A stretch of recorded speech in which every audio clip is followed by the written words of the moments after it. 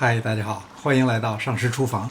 乍一看可能以为这是咖喱牛肉，其实我做的是黄焖牛肉。之所以出现这种金黄又浓郁的状态，是因为我放了一个神秘的配料，待会儿咱们再揭秘。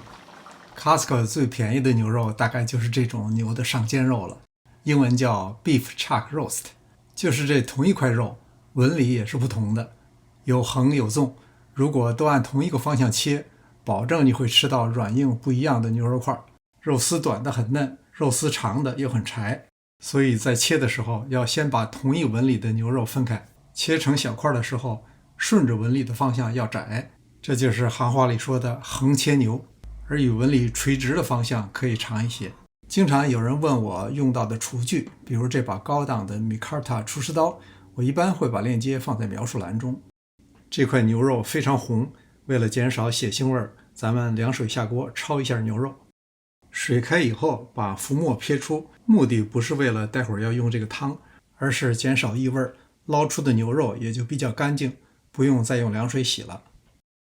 锅中倒入适量的油，开小火，加入八角、桂皮、花椒、辣椒、香叶，火候一定要小，特别是薄锅。我用的锅比较厚，所以受热均匀，容易控制。加入2汤匙黄豆酱，1汤匙甜面酱。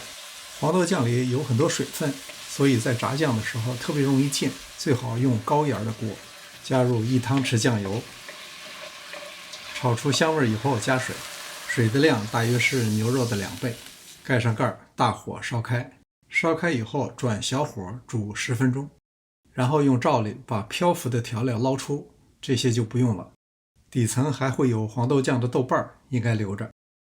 把焯好的牛肉倒入高压锅中，加入1汤匙料酒，适量的葱段、姜片、蒜片，然后把刚才做好的热汤倒进来。高压锅的保水性能比较好，所以汤不要太多。开启炖肉键，一般是35分钟。接下来再准备一些配料，2根胡萝卜，2个土豆。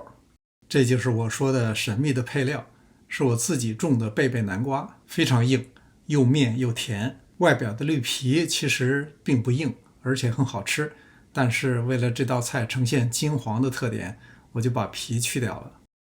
切成小块，放入打碎机中，加一点水，更容易打烂。一般黄焖牛肉不放南瓜，我做了这个改进，效果非常好。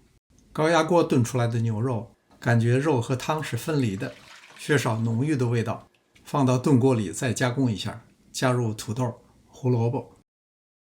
大火烧开以后，开小火慢炖30到40分钟。炖好以后，倒入我们打好的南瓜糊。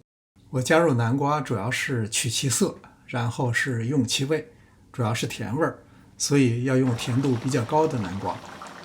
怎么样，是不是特别可爱？感觉食欲大增吧？